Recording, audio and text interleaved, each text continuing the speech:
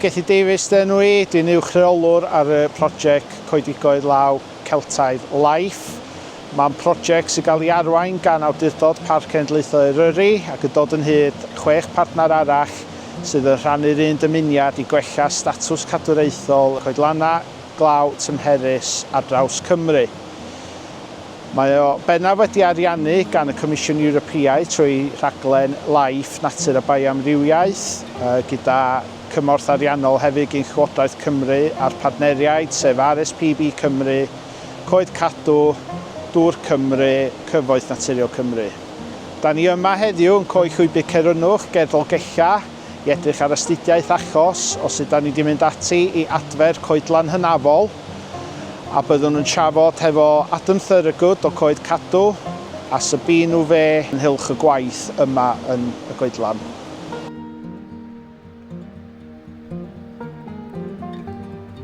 I'm Adam Thurgood and I'm a forester, and I've been working on the Celtic Rainforest Wales project, and it's a site where we've spent some of the money from the project, and the aim of that has been to restore the ancient woodland here which runs along the side of the Afon Llwybr. If we look at the old maps, we can see that there's been woodland here for hundreds and hundreds of years, if not thousands of years, and that means that there's really important habitat here at this site which is clinging on under the conifers which were planted in the mid-20th century. So the focus of the work has been to thin the conifers and to remove some of them, but not all. So we've just been lightly thinning around really important features. So where the bedrock comes out of the soil, sometimes that is a place where lots of moss grows, and some of the mosses here are really important, internationally important mosses which we find in the rainforest. The owners gave us permission to come and survey the site. So I carried out an ancient woodland survey which looked at all of the different ancient woodland features that still are here at the woodland.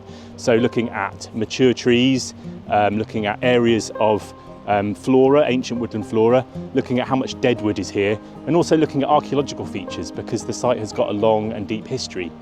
So once we'd got the permission from the owners, carried out the survey, and then I carried out a series of measurements to work out the volume of the different conifer species growing here, and used that to put together a felling licence application which I submitted to Natural Resources Wales, and that triggered a SSI consent query.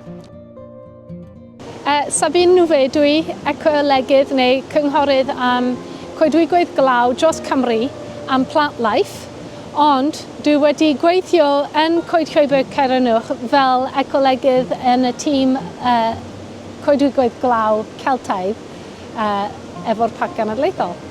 Yn ogystal â chaniatâd i weithio mewn y SSI, roedd rhaid gwneud cais am drwydded cwmpo coed eto gan Gyfoeth Naturiol Cymru. Oedd hynny oherwydd ein bwriad i gwmpo mwy na 5 metr cubed o goed ar un waith.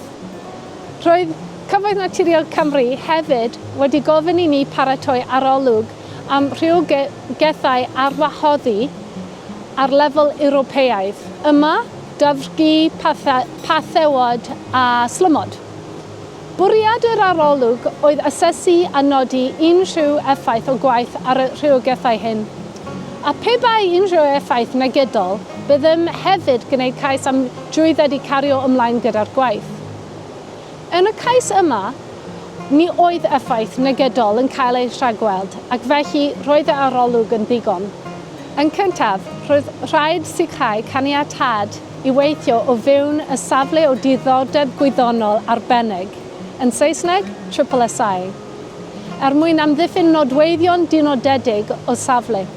Yma, dyma is-planhigion sef cennau a breoffaitau, mwsog a llysiau'r afi sy'n tyfu yn y coedlan a chenantydd. Hefyd slymod sy'n magu a geofgysgu yn yr ardal. Because the Merioneth Oakwoods network of woodlands is so important for bats, and particularly lesser horseshoe bats, we had to carry out a roost survey here at the site before any work took place. So that involved going from tree to tree and having a look at features which bats might use as roosts. And then we marked those potential roost featured trees for the contractor so they would take care when felling around them. Yn dilyn un cais, fe gawsom caniatâd gan Gyfoeth Naturiol Cymru i gweithio fewn y SSI. ond gyda rhai o amodau.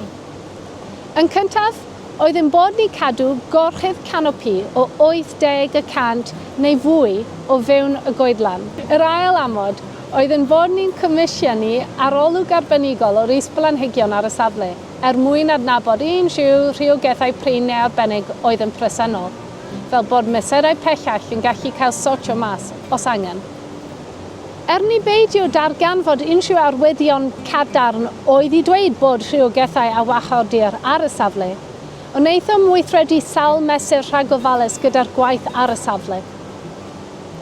Oedd y mesurau rhagofalus i osgoi cwmp o coed a oedd yn edrych yn dda ar gyfer slymod yn clwydo. Hefyd, osgoi torri ardaloedd mawr a fyddai'n torri fyny y canopi coed. Yn ogystal, fe wnaethom siŵr fod mesurau yn ei le o fewn ein cyntudeb gyda'r coedwigwr i sicrhau fod y gwaith stopio ar un waith ac i gofyn am cyngor gan arbenigwr os deithant ar draws unrhyw rhywogaethau ar wachodir.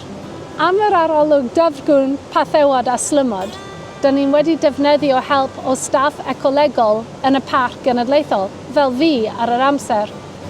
Oedden ni yn edrych am arwyddion y rhywogaethau yn y safle fel olion ac arwyddion bwydo a clwydo. Yn y cais yma, ni oedd effaith negydol yn cael ei rhagweld, ac felly roedd y arolwg yn ddigon.